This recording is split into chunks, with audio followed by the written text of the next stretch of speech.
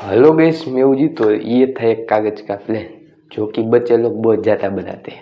तो आप में से बहुत सारे लोगों ने तो अपने बचपन में बनाई है। हमने भी बनाई एक प्लेन और बोट। तो हमने सोचा कि क्यों ना इस चीज़ को बहुत एक्सट्रीम लेवल पर ट्राई किया जाए।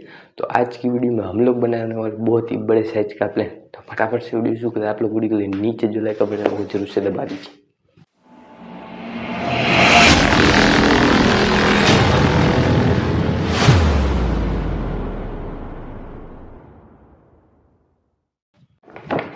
तो कैसे आज की वीडियो में हम लोग बनाने वाले इस पेपर की मदद से प्लेन, और फिर इस प्लेन को बनाने के बाद हम इसे उड़ा के भी देखेंगे।